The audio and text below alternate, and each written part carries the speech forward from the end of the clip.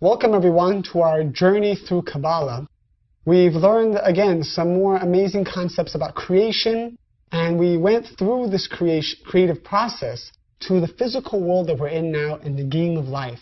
This system of how we can be able to go back to that moment where we had everything, all the fulfillment, all the miracles, all the pleasures of life, but this time us having earned it. One of the concepts that we're talking a lot about is this whole idea of tikkun, and that we came to this world to transform things about ourselves.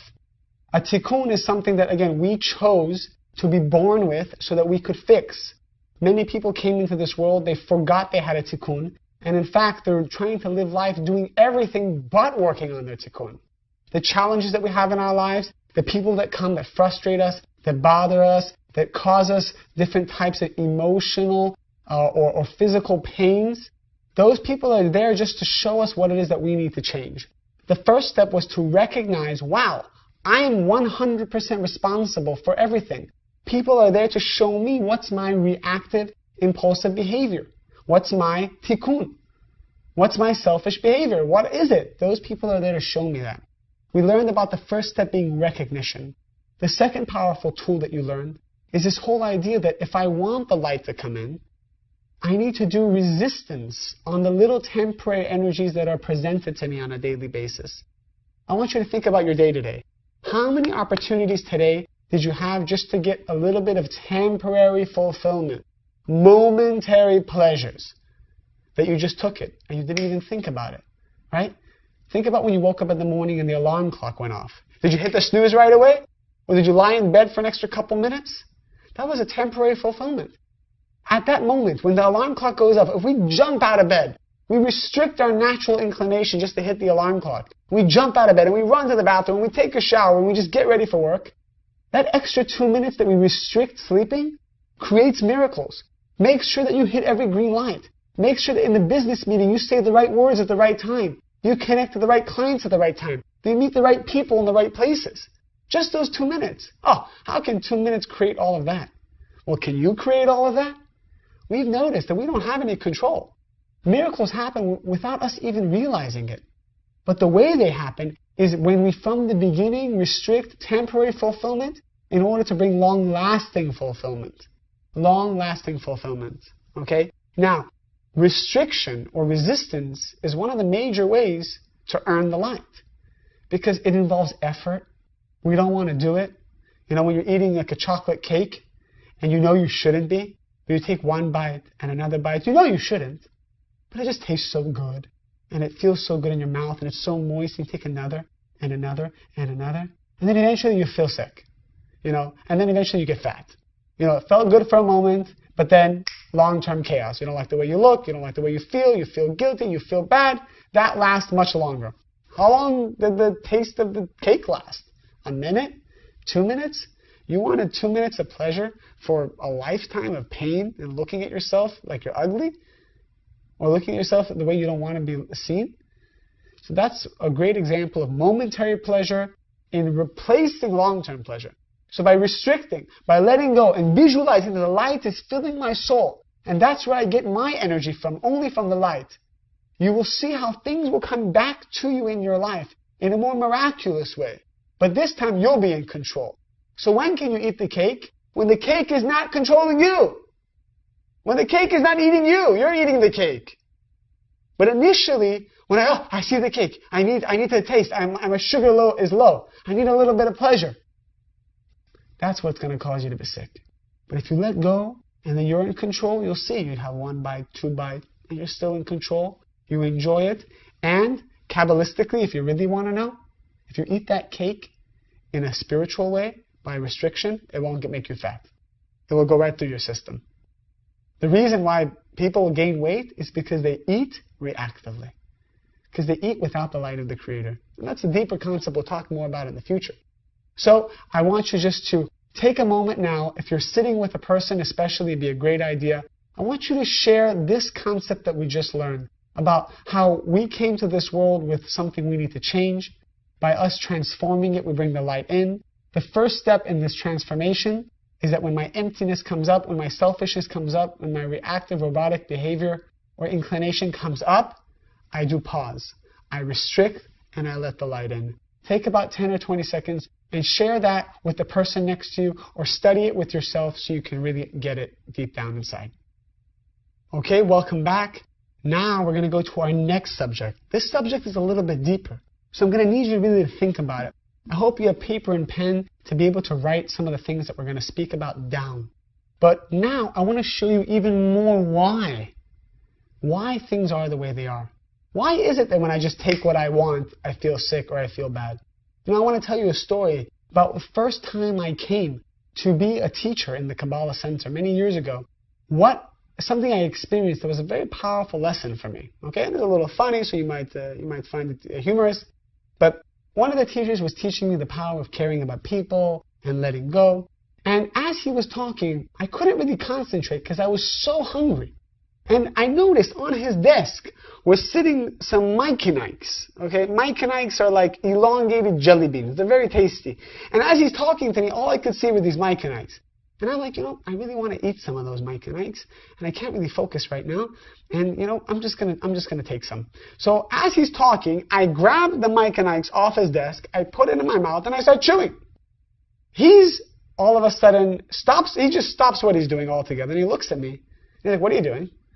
I'm like, "My mouth is full." I'm like, "I'm hungry. I want Mike-and-Ikes." He's like, "What do you mean? You just took the Mike-and-Ikes?" I'm like, "Yeah, I was kind of hungry." And he's like, "Oh, what are you, an animal?" I'm like, "No." He's like, "Don't you ask me? You just take it? You see something you want, you just take it?" I'm like, "Sorry." and he's like, it was a huge lesson for me. He's like, you're going to have many experiences where you see something you want, and you're going to just want to grab it with no restriction. And he said, you need to know that it's not about you asking me, it's about yourself. Not being controlled by food, not being controlled by other people, not being controlled by what people think. If you're a public speaker, you speak in front of people. Many times, us speakers, we change our lecture according to the crowd. We try to please the crowd, and we become insecure about what they're thinking or what they need to know, what they want. And we don't become givers at that moment. We become reactive. We become the effect. We don't have the cause anymore. We need to always remember that I need to be the cause. If I want to give anyone anything, I need to be the cause. And if I'm upset, if I've been hurt, I don't tell somebody what they did wrong. I don't tell them what they should have done, because it's all about me right now. It's selfishness. It's about me being in control and me feeling good about myself. So your advice is going to go into one ear and out the other. If you have a child that's messing up all the time, drawing on the wall, and you're upset, you cannot teach that child. You cannot teach them a lesson while you're upset. They won't listen. There's a Far Side comic I once saw that was, it's the best example of this. There's a guy talking to a dog, and you see from his perspective, the little bubble shows that the guy is saying, Max, it was a bad thing you did. Basically, he made a mistake on the carpet, as you know. And he says, Max, you shouldn't have done that. You shouldn't have done that on the carpet. Don't you know any better? Max, Max, Max, Max this, Max that, Max this. So then they show the perspective of the dog. They see what the dog is hearing. The dog hears, Max, blah, blah, blah, blah, blah, Max, blah, blah, blah, blah, blah. And it's kind of funny. But that's exactly how our kids are when we are reactive. If you're upset, if you're hurt, if you feel like you've been taken advantage of, and you tell your kids, Max, you shouldn't have done this. Max, you shouldn't have done that. All they hear is blah, blah, blah, Max, blah, blah, blah. And that's why they do it again. If we want our voice to be heard, if we want people to listen to us, if we want people to be attracted, to be around us, we have to make sure we're coming from a place of the light and not a place of the vessel, not a place of me being needy or me being upset. Restriction allows me to get to that place where I'm powerful, where I am the light and I'm not the vessel. Again, take another 10 or 20 seconds, share this concept with the person next to you, or review your own notes to really internalize the power of restriction. Now, we're going to learn why, even deeper, short-term fulfillment causes me to have a short circuit, and letting go for the long-term fulfillment actually will bring me miracles. Think about this for a second. Do you remember when I told you that when we came to this world, we were souls? Souls, right? Souls are not something tangible. A soul is an energy intelligence to receive. So here's my question to you. how come we have bodies? Why is it enough just to have a soul? Each one of us has a soul and a body. Why don't we just have a soul? Think about it for a moment. We have two forces. Why do we have two and not one? The answer is, by having two aspects to ourselves, a soul and a body, we have a choice to make. Do I want to feed the soul or do I want to feed the body? All the times, soul or body. And that's something we need to ask ourselves. What do I want to feed? The Kabbalists share that every time I bring energy into my soul, that energy will last forever. And every time I bring energy through the pipe of the body, I'll feel good for a moment and then I'll crash. There's another name that they give the soul and the body. They call the soul the circular vessel, and they call the body the linear vessel. Okay, I want you to say it for a moment. Circular and linear. Why is the body called linear? What is interesting about a line? A line has a starting point and an ending point, so eventually it ends. A circle lasts forever. So here is the question. Which vessel are you using to draw the light? Into your circular vessel or to your linear vessel? And I'm telling you now, 99.9% of the people in the world, simply because they don't know, are constantly bringing energy into their linear vessel. And that's why they're never really truly happy with what they have. Or they're happy, but then they're not. They have ups, they have downs, or they're just settling for less. The reason why we experience so many ups and downs and chaos, and we should be able to see the entire world. We should be able to have everything in our life, not just little things. The reason is because everything that we do, every action that we're making, every thought that we have, and every word that we say is drawing the light into the linear vessel as opposed to drawing the light into the circular vessel. It's the same light, but the question is, which vessel am I bringing it into? Which container am I bringing it into? Imagine that the linear vessel is like a boat that has holes in it. Would you go out to sea with a boat with holes in it? You know how much of a burden that is? Yeah, you can still float on the water, but all day long you're going to be busy just shoveling the water out of the boat. Why would you want to go into a boat like that? But the circular vessels is like a boat with no holes. You go out to sea, it's perfect, it's amazing, you don't have to worry about water flooding the boat. But the problem is we keep picking the boat with holes.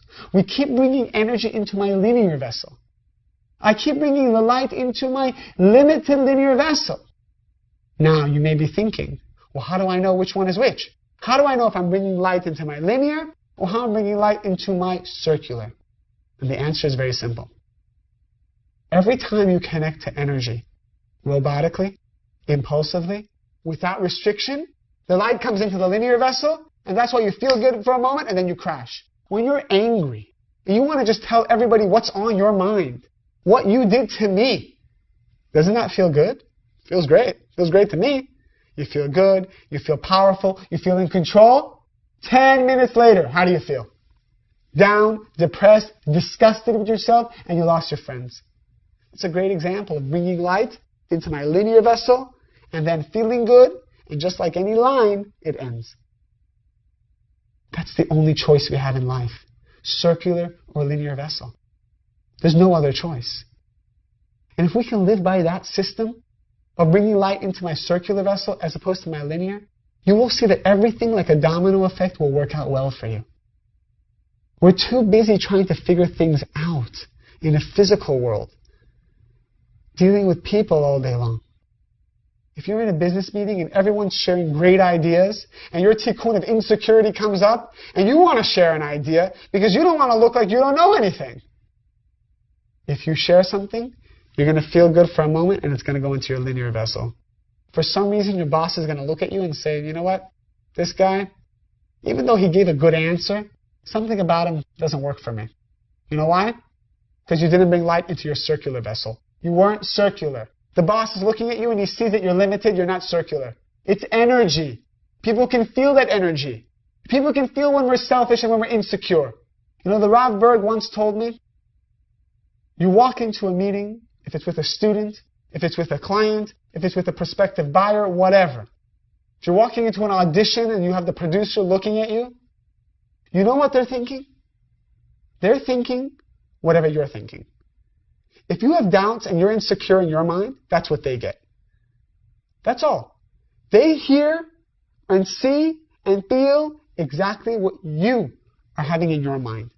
So if you're blurting things out in a meeting because you're insecure, it'll feel good. You'll look smart for a moment. But you drew light into your linear vessel, short circuit, people will look at you and not want to do business with you. You won't even know why. You're not going to even be able to explain it. You know, there are certain people that you just don't understand why they're not in a relationship. They're beautiful, they're charismatic, they're just lovely to be around. For some reason, they never find a good relationship. Because there's something that they're doing that keeps bringing light into their linear vessel, and they don't know what it is. And without Kabbalah, you would probably never know. It would just look like they're just Mr. Nice Guy.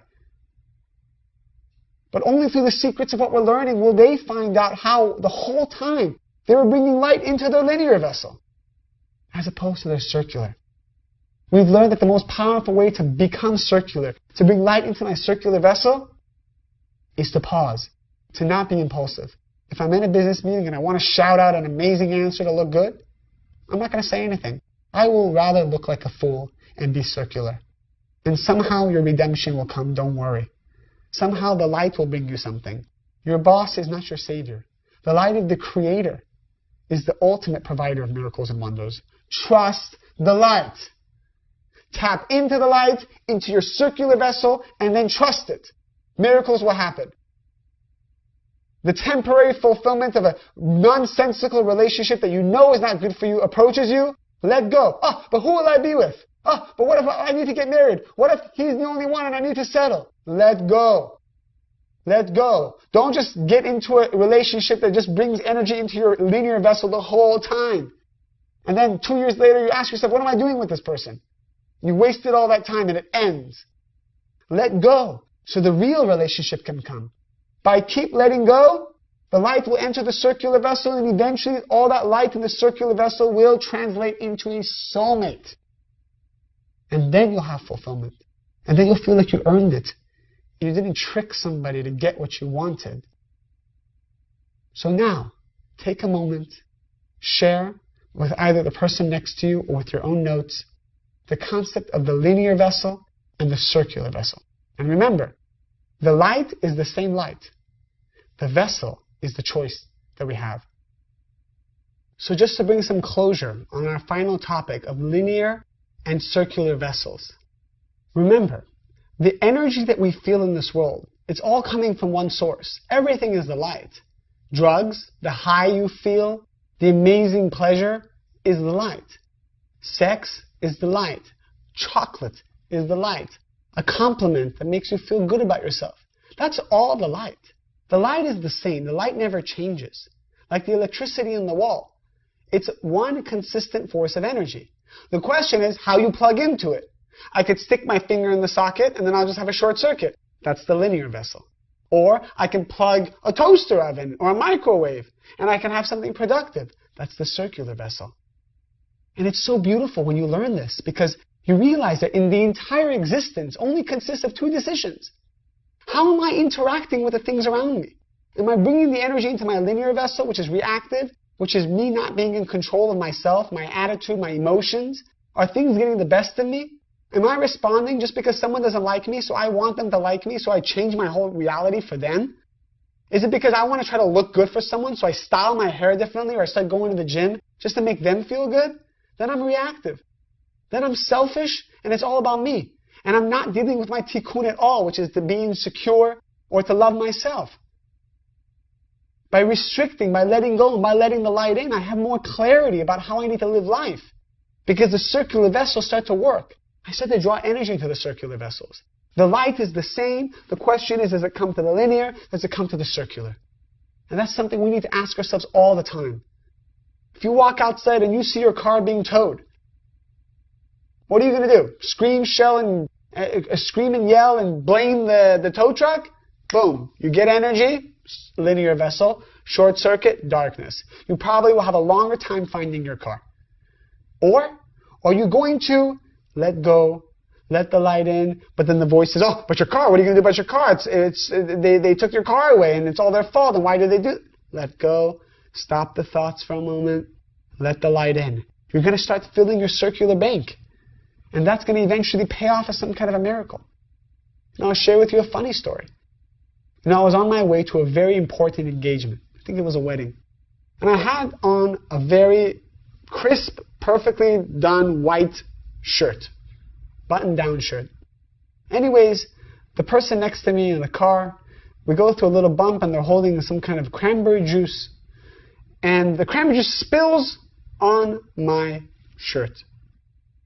Immediately, my reaction was I'm getting upset. I'm going to blame this person for having an open container of cranberry juice. I want to complain. I want to yell. All of a sudden, I said, 1 second. That's going to make me feel good for 5 seconds, bring light into my linear vessel, and then I'm going to crash. So what did I do? I let go. I stopped. I didn't even look at my arm. I said, you know what? It's good. Let the light in. It's no problem at all. The light of the Creator coming to my circular vessel is much more important than this shirt. As soon as I let go, and I felt good, I looked at my arm, and I kid you not, there was little droplets standing on the shirt, not even absorbed. They were like this. They're looking at me like this, like seeing if I'm going to be reactive. If I'm reactive, the droplets are going to go right into the shirt, I promise you. But because I let go and I let light into the circular vessel, the droplets just stood there, saying, you know what? We're not going to go embed ourselves into the shirt. I took a little handkerchief, I dabbed the droplets, and they got absorbed, and the shirt was clean. We have to know that we change our reality when we let go of the little temporary energies that I need to fill up my emptiness. Yeah, it would be great to complain. You walk into a hot room, oh, it's so hot, and just complain and complain and complain. Oh, this movie is too long. Oh, this person is too boring. It feels great to complain, and it feels great to gossip. But again, why is gossip bad? Because we're moral, virtuous people? Nonsense. Kabbalah is not about morals. I don't want to gossip because it just makes me feel good for 5 seconds. It's selfish, and I'm just doing it to make myself feel good and feel important because deep down inside I don't love myself. So energy comes into my linear vessel. I feel less. I have more chaos. I don't know why. People start speaking bad about me. I don't know why. And it's a vicious linear cycle. Begin the path of taking control over your life. And stop being the blamer and start being the cause. How do you start being the cause? Pause. Wait. Let the light in. Bring the light into my circular vessel. Let the circular vessel do magic in my life.